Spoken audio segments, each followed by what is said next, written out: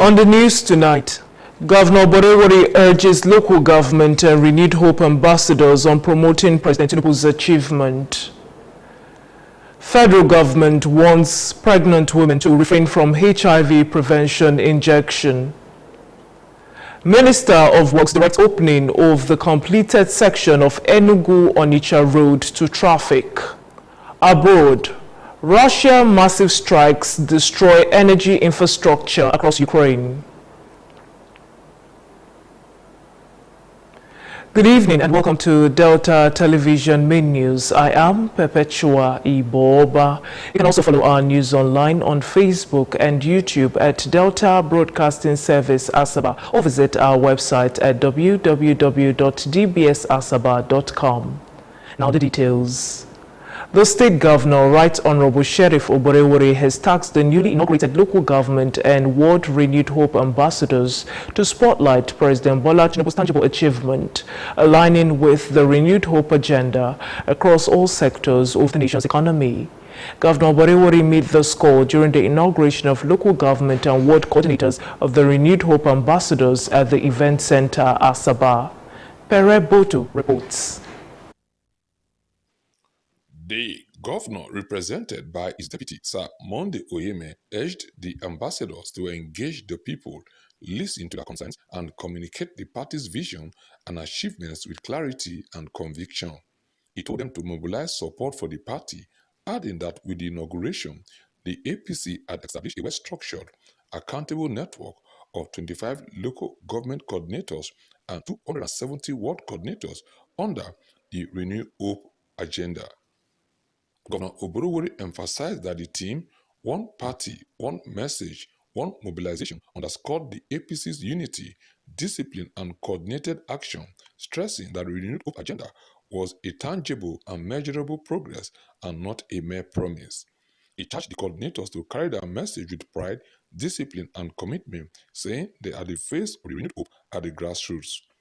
This accomplishment demonstrates that Renewed Hope is not just merely a promise, it is a progress in action, real and measurable in the lives of our people. Immediate past governor and coordinator, South Zone, Renewed Hope ambassadors, Senator Ifeanyi Okowa, said the ambassadors are tasked with reaching out to the grassroots on President Bola Tinubu's policy achievements. He noted that while the federal government's reforms may initially be challenging, the overall goal will benefit the country and people, urging the Renewed Hope ambassadors to live up to expectations. So I want to charge the Renewed Hope ambassadors at the ward levels, at the local government levels. You are not working in the silos. You are not working for yourself. We are working for a better Nigeria. State Coordinator, Renewed Hope ambassadors, the Right Honorable Funke Keme Solomon, said the APC was laying a solid foundation for mobilization, engagement, and impactful presence at the grassroots with the Renewed Hope agenda message. He said with the inauguration, the APC was building a strong, functional, and well-structured system to communicate with the people.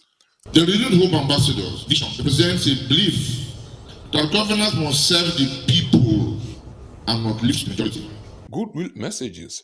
APC State Chairman Chief Solomon Arenka and the APC National Vice Chairman South Zone Chief Victor Giadon lauded the successful inauguration, saying it had set the template for effective communication on President Bola Tinubu's policies and programs to the people, particularly at the grassroots. Others who spoke lauded the initiative, saying it was a right step in the right direction as it would also afford the people the opportunity at the grassroots to know what the policy direction of the APC-led federal government was doing. The highlight was the inauguration of the local government and ward coordinators of the Renewed Hope ambassadors by Senator Ifeanyi Okowa. I am Pere Botu reporting. Governor Sheriff Oborewori has approved the recruitment of over 700 medical and non-medical personnel to strengthen healthcare delivery across the state. The State Commissioner for Health, Dr. Joseph Onojebe, who disclosed this to newsmen, said the measure aligned with ongoing upgrades in health infrastructure, adding that the recruitment would also meet the increasing demand for healthcare services and addressing manpower gaps created by the migration of health professionals. Ejime Udweme reports. He explained that the recruitment became necessary due to increased demand for healthcare services following major developments, including the upgrade of General Hospital Warri to a central hospital and the near completion of the Mother and Child Hospital in Ekpa. Providing a breakdown, Dr. Onojame said 295 personnel will be deployed to the Hospital Management Board, while the Delta State University Teaching Hospital would absorb 120 staff. The newly established College of Health Technology, Ovrode, is expected to recruit 100 personnel, with a subspecialist hospital and Warri Central Hospital receiving 60 and 12 staff each. The employment basically covers majority of the hospitals in the state. In the Hospital Management Board, we have approval for 295 medical and non-medical slots. He added that the government's standing directive to replace exiting personnel has helped maintain operational stability within the system. Dr. Onojame further highlighted ongoing efforts to address critical gaps, including the establishment of a state public health laboratory, which is nearing completion. According to him, a new psychiatric hospital currently under construction will further expand healthcare services and require additional skilled manpower. On medical technology, the commissioner revealed that the government has procured 3 1.5 Tesla MRI machines, noting that the helium-free system are more cost-effective and easier to maintain compared to older models. He also pointed to significant investments in dialysis infrastructure, which have reduced treatment costs to as low as 45,000 naira in some facilities, with further reductions possible through additional interventions. Dr. Onojame assured that the recruitment process will be transparent and merit-based, with vacancies to be advertised in national and local dailies. He said the positions would cover a wide range of professionals, including consultants, doctors, nurses, pharmacists, laboratory scientists, physiotherapists, health technologists, administrators, and support staff. The initiative, he emphasized, is expected to enhance service delivery and improve health outcomes across the state. Ejime Udweme reporting. Citizens have raised concerns over the increasing number of mentally unstable persons roaming the streets, describing the situation as worrisome and a growing social challenge. Henry Unogwa spoke with a cross-section of residents of the state capital on the development.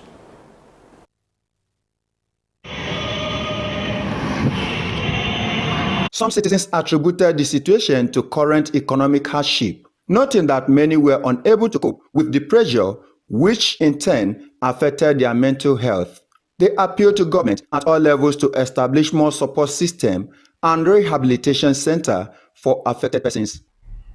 I am of the opinion that His Excellency should give the go-ahead to the Commissioner for Women Affairs, so that those concerned that has approval to heal the mentally ill persons to go to the street, mobilize them with vehicle and the police. They know how they do it, so that they take all these boys to a rehabilitation center.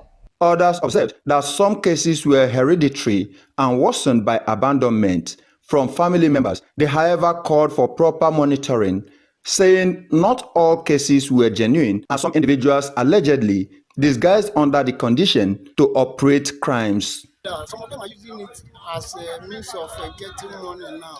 they will go to somewhere and they will tell them they will give them a probation of 3 or 4 years for you to be mad and come back and get rich.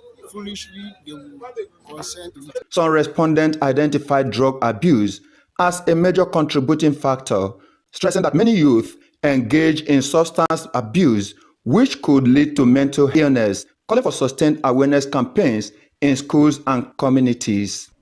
They are smoking a lot. If you come to my rehabilitation center, you see graduates there, loud, is depicting the problem there, smoke. You can see a boy now park his vehicle, pull his trailer, and begin to run. Who is chasing who? Am I the person that is chasing them? It is that thing they took. When they are taking it, you see it look like sweet. It's not sweet.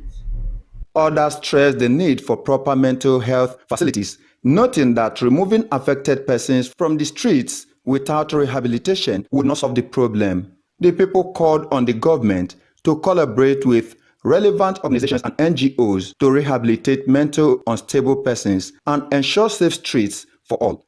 Let there be checks. One, I don't think all of them are mad, really. Some of them are just trying to say one or two things or the other.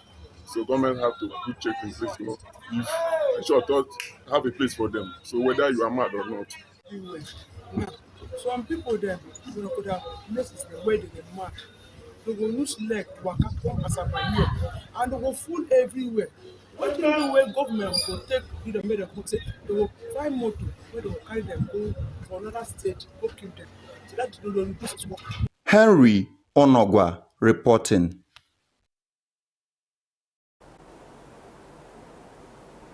The federal government has cautioned pregnant women against using the HIV prevention injection lenacapavir, stating that it is not recommended during pregnancy. The Director General of the National Agency for the Control of AIDS, Dr. Temitope Ilore, gave the warning during a media parley organized by the National HIV, Viral Hepatitis and STDs Control Program under the Federal Ministry of Health and Social Welfare in Abuja. Dr. Ilore explained that although global studies show the drug was safe, there was insufficient evidence regarding its effect on pregnant women, stressing that it was strictly a preventive intervention and not a treatment. She described lenacapavir as an innovative addition to HIV prevention tools, but noted that it do not protect against other sexually transmitted infections, including hepatitis. The federal government disclosed that about 52,000 doses of the injection had been secured for the initial rollout, with plans to expand access nationwide. Officials added that the drug would complement existing prevention methods such as oral pre-exposure as Nigeria intensifies efforts to end HIV and AIDS by 2030.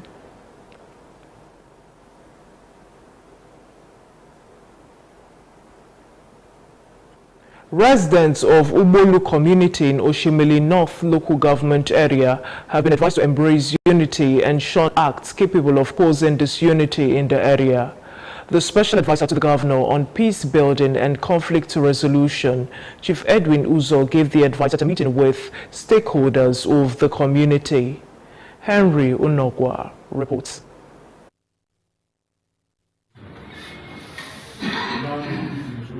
Chief Uzo explained that the meeting was a continuation of earlier engagements with another group from the same community, following a petition arising from a kinship dispute and other related issues. He said the peace team decided to hear from all parties to ensure fairness, noting that documents submitted would be reviewed to ascertain consistency before a joint meeting would be convened for a final resolution. The special advisor was confident that the issues at stake would be amicably resolved and urged the people to live in peace, love one another, and avoid sentiments, gossip, and misinformation, while ensuring to always verify information before reacting. Myself and my team, we listened to them, we heard from them. We've asked them if they have the constitution that they have submitted. They said yes. We requested that they should bring a copy of the constitution to us so that we can marry it with the one earlier submitted to know if it's saying the same thing. And thereafter, that we're going to call all the parties together so that that thing this man said, when the other one was not there, he will repeat it so that we'll be able to draw conclusion. Earlier, stakeholders narrated their sides of the matter, expressing satisfaction with the peace process and pledging to maintain peace while awaiting a joint engagement of all parties for a lasting resolution. I thank the governor for all what he has been doing for Ogbolu. He came the other day to inspect the work after groundbreaking in the rain. Yeah, that is his nature. In the rain. May God bless him and his family. We are saying a very big thank you. We are very grateful. We thank you the way you are handling the matter, and we look forward at the end of the day, peace and unity for the whole community. Henry Onogwa reporting. The State Deputy Governor, Sir Monday Onyeme, has described the Asaba Waterfront City project as a reflection of Governor Sheriff Oborewore's commitment to urban renewal, economic growth, and improving quality of life for Deltans. Sir Onyeme stated this during the spot inspection of the ongoing Asaba Waterfront City project in Asaba. Pere Botu has details. The deputy governor, who was accompanied by some government officials, received briefing from the special project director Asaba Waterfront City Project, Honorable Victor Ebonka, and the contractors handling the massive reclamation and development initiative.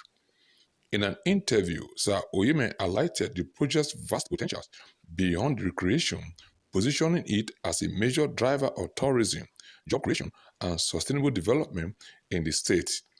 Sir Oyeme urged other companies to partner with the state government on similar initiatives, stressing that quality, safety, and timely delivery must remain top priorities of the companies.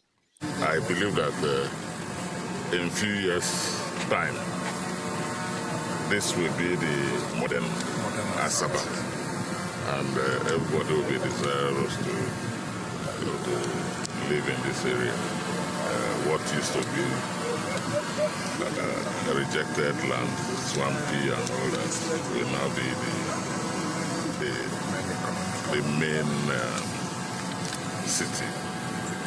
So we enjoin other companies to emulate what we are doing here. The Special Project Director, Asaba Waterfront City, Honorable Victor Ebonka, briefed the Deputy Governor on the scope of the project. Honorable Ebonka described the project as a new upscale real estate and waterfront development located in central Asaba on the banks of the River Niger, spanning more than 769 hectares of land divided into two cities. He said the Asaba Waterfront City project was being reclaimed and developed by the North China Construction Company, while the Niger City was developed by Falklands Nigeria Limited. Honorable Ebonka disclosed that the Niger City was reclaiming 439.97 hectares of the area, while the Asaba City waterfront was reclaiming more than 330 hectares. He noted that the infrastructure designed to create a conducive environment would attract investments, high technology and fintech companies, as well as clusters of upmarket waterfront, lakefront, residential, and commercial plots. Cities okay, in Nigeria. So never government has completed this very comprehensive by providing the payment of compensation. As I speak to you now, work is ongoing. 2 dredgers are in the dredger. The North China has a dredger, the Niger City has a dredger. They are presently dredging. So the work is presently ongoing. He said the state government's commitment to the project was to provide a 6-lane dual carriage route with some sections already completed. Representatives of the contracting firms explained efforts made on the project to dredge the vast areas in line with the project scope. I am Pere Botu reporting. The wife of the state governor, Deaconess Tue 24th, has charged women leaders of the All Progressives Congress, APC, in the state to intensify mobilization for the party at both the national and state levels. Deaconess 24th gave the charge during an interactive session with women leaders drawn from the 25 local government areas of the state at the Government House, Asaba. The report.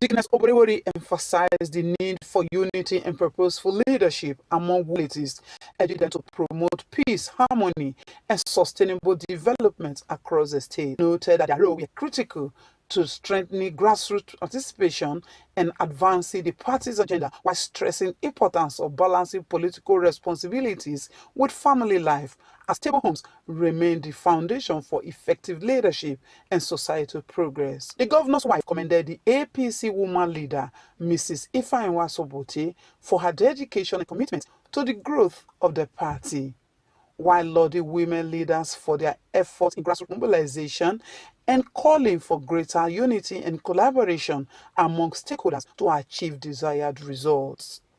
She condemned the recent alleged rape incident at a festival in community Soko North local government area, describing it as unacceptable and calling for wide urging relevant authorities to prevent recurrence. This is the time to work. And if we don't work, we can't get results. All we need is results. Whether we like it yes or not, position of position, we have work to do. Work is starting from state manager down to the LG leaders. As we proceed, I want all of us to work in unity. I want all of us to work in oneness. Togetherness we stand, we will succeed. Responding, the APC woman leader, Mrs. Sobote, reaffirmed the women's commitment to programs that will improve the welfare of families, while pledging continued collaboration with the governor's wife and others to deliver democratic dividends to their people. I stand here today to boldly affirm that I and the formidable structure of women here with me are fully ready to work with you, and to build with you. We are not just willing, we are prepared. Prepared in structure, prepared in capacity, prepared in reach. From the grassroots to the urban centers, our women are mobilized, organized, and energized. Florence Oyibodoro reporting. Leaders of Nigeria's ruling party, the All Progressives Congress, APC, have converged in Asaba to strengthen grassroots mobilization and strategic communication ahead of the 2027 general elections. The South-South Strategic Communications and Mobilization Summit themed One Party, One Message, One Mobilization brought together key political figures who emphasized the need for unified messaging and effective engagement with citizens. Leading the discussions were Imo State Governor and Director General of Renewed Hope Ambassadors, Hope Uzodemma, Delta State Governor Sheriff 24th, and South-South Coordinator of the group, Senator Ifeanyi Okowa. They called for cohesion in communicating government policies and programs across all regions. Governor Uzodemma described the summit as a strategic platform to bridge the gap between government performance and public perception, noting that while there are improvements in key economic indicators, many Nigerians are yet to feel the impact at the grassroots. He urged participants to simplify government policies for better public understanding, stressing that effective communication remains critical to the success of ongoing reforms. Speakers at the summit highlighted achievement of the current administration, including the approval of a 70,000 naira minimum wage, improvement in healthcare delivery, anti-corruption efforts, and gains in national security.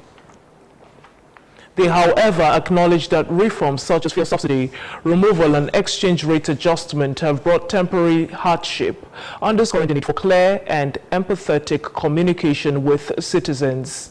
A key initiative unveiled at the summit is the Renewed Hope Ward Development Program, aimed at reaching citizens at the grassroots and strengthening the connection between government policies and local communities. Governor Oborevwori stressed that unity within the party must be matched with action, warning that disjointed messaging could weaken political strength ahead of the elections. Also speaking, Chairman of the Summit and Southwest Coordinator of the Renewed Hope Ambassadors, Adedayo Adeyeye, described the South-South as a critical region in Nigeria's economic and electoral landscape.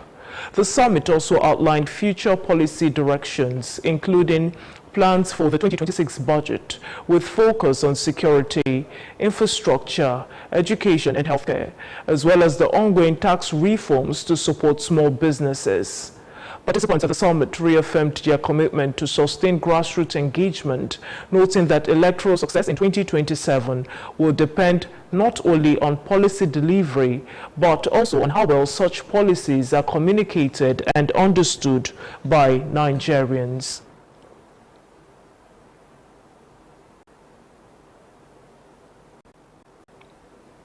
The Minister of Works, Senator David Umahi, has directed that a completed 15-kilometer section of the Enugu-Onitsha Expressway be opened to traffic on or March 31. Senator Umahi gave the directive during an inspection tour of the project, where engineers briefed him on the progress and readiness for phase inauguration, noting that the road was critical to economic activities in the southeast. He described the Enugu-Onitsha road as a major route, long plagued by congestion and accidents, stressing that its reconstruction is part of the federal government's broader infrastructural drive. The minister explained that the project, covering about 214 kilometers, was being partly constructed with concrete pavement to ensure durability, while also announcing plans to install solar-powered streetlights along the corridor. The minister insisted that a 15-kilometer stretch must be opened before the end of March as part of efforts to ease transportation challenges. He also acknowledged funding delays affecting contractors, but expressed optimism that work would accelerate, reaffirming the government's commitment to improving road connectivity nationwide.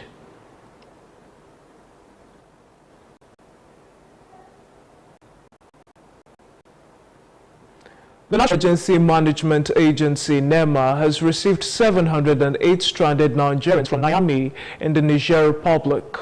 The returnees arrived yesterday at the Malam Aminu Kano International Airport, conveyed in 12 buses, and were undergoing profilation. The returnees include 292 males and 406 females, mostly from Katsina, Kano, Jigawa, Benue, Borno, Yobe, Kogi, and Niger states. NEMA had provided temporary shelter, blankets, mosquito nets, and dignity kits. Medical personnel from the Nigerian Red Cross attended to the sick. The evacuation was coordinated by the federal government with the Nigerian Embassy in Niamey and the Ministry of Foreign Affairs.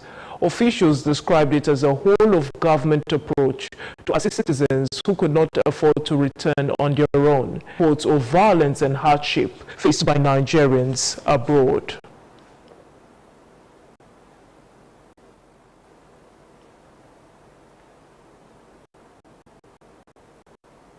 The Director General of the National Broadcasting BC, Mr. Charles Ibuabu, today joined the Minister of Women Affairs, Suleiman Ibrahim, and other stakeholders at the 4th Child and Society Conference and Awards in Abuja, participating as a special guest in some initiatives to protect children across Nigeria. In her opening remarks, the minister described it as Friends of Children and stressed the need for stronger collaboration between the media and child protection initiatives.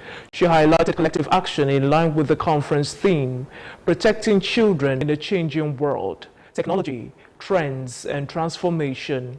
In its presentation titled Content Creation and Ethical Broadcasting Code for Child Safeguarding, The NBC Director General outlined the Commission's regulatory framework for protecting children in broadcasting, including decency standards, the watershed and family belt policy, restrictions on violence and crime, and safeguard against harmful portrayals and advertising. He emphasized that child protection extended to the digital space, where online sexual exploitation, cyberbullying, and harmful user-generated content were growing threats, and encouraged members of the Child Protection Network to strengthening child-focused provisions in the ongoing review of the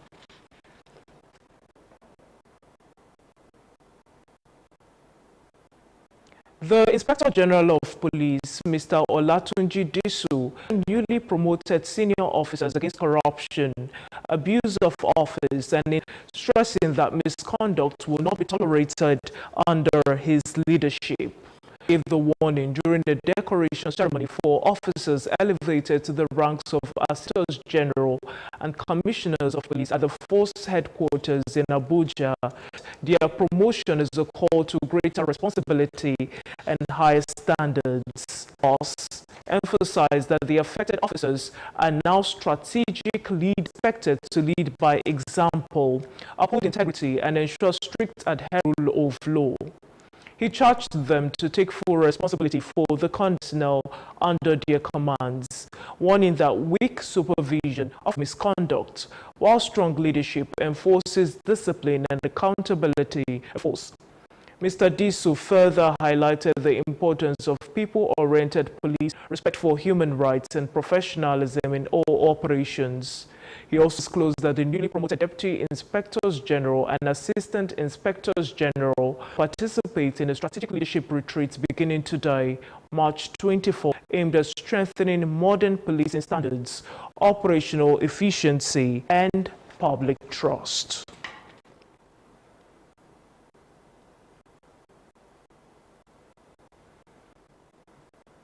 The Joint Admissions and Matriculation Board, JAM, has announced that candidates for the 2026 mock Unified Tertiary Matriculation Examination now print their examination slips. JAM, in a statement, advised candidates official website, select the 2026 mock slip printing option, registration numbers to access their slips. The statement said the mock exam today, March 28, to familiarize candidates with the computer-based format ahead of the main UTME scheduled for April 16 to April 25. It noted that participation in the mock examination was optional, urged candidates to print their slips early to confirm their examination dates, centers, and essential details.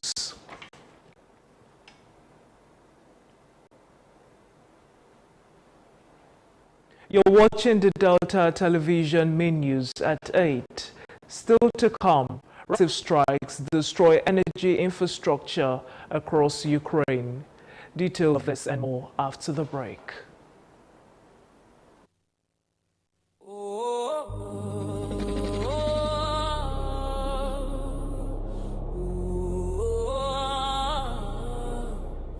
We have a governor who is managing the resources of the state very, very prudently.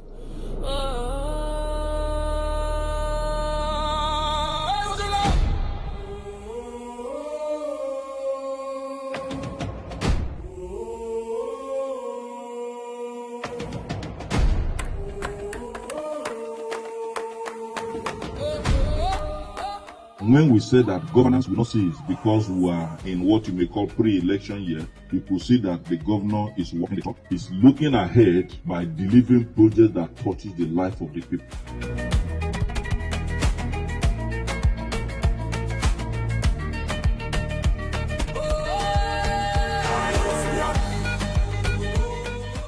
We are doing the supervision and tour of these projects because the governor had made it clear that if you fall short of the provisions in the Bill of Engineering Measurement and Evaluation, we will blacklist you. And we're seeing much more quality work coming in. We're also seeing greater speed.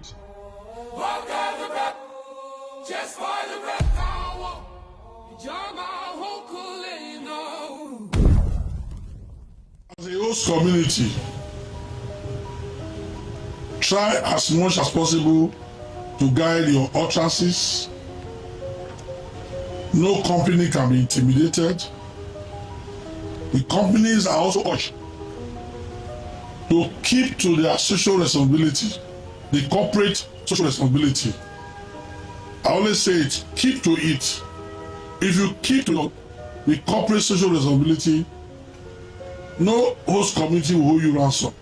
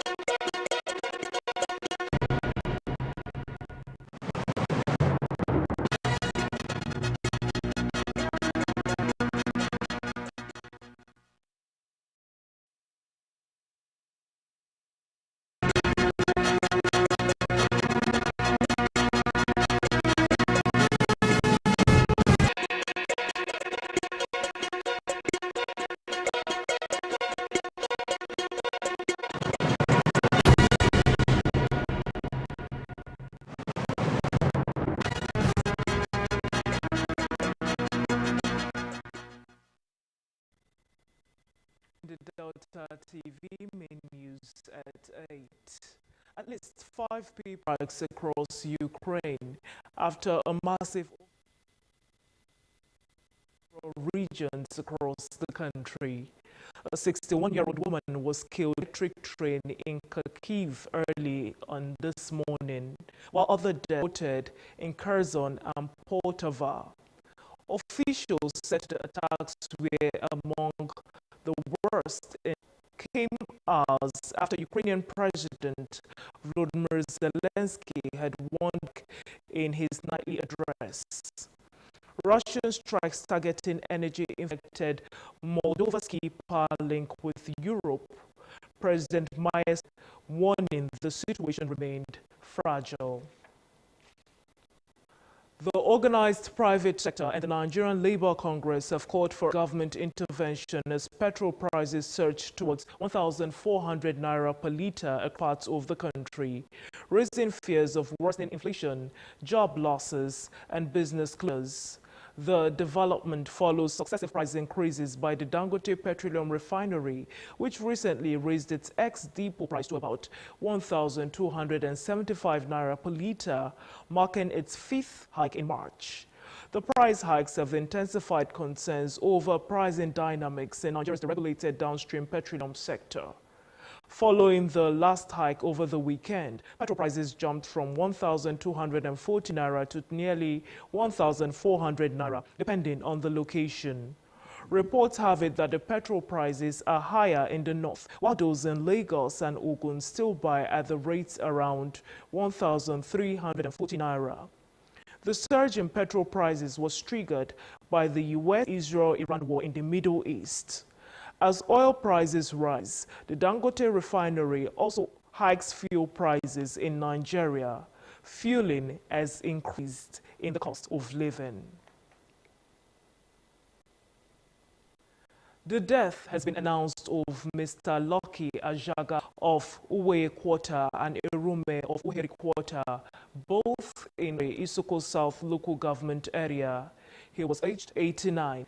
According to the burial arrangement released by the family, a service of songs will hold tomorrow, March 25, at his residence, number 8, Ekwobi Street, Ugeli North Local Government Area from 4 p.m. On Friday, March 27, the body will leave Ufo Hospital, Ughelli, at 7 a.m. for a brief stopover at his residence before proceeding to the All Saints Cathedral, Ughelli, for a commendation service, followed by the funeral service at the St. Paul's Anglican Church, Uzere, Isoko South, and interment at his residence. The outing and Thanksgiving service scheduled for Sunday, March 29 at the St. Paul's Anglican Church, Uzere at 8 a.m. Mr. Laka is survived by 7 children, 17 grandchildren, a son and daughter-in-law, among whom is Mrs. Faith Orowovo, a staff of Delta Broadcasting Service, DBS, Asaba.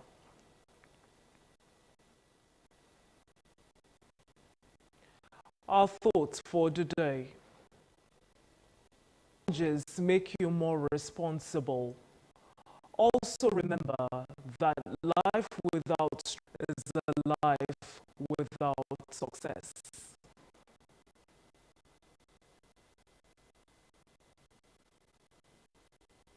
To end the news, the highlight. State Governor Right Honorable Sheriff Oborewori has tasked the newly inaugurated local Renewed Hope ambassadors to spotlight President Bola Tinubu's tangible achievements, aligning with the Renewed Hope agenda across all sectors of the nation's economy.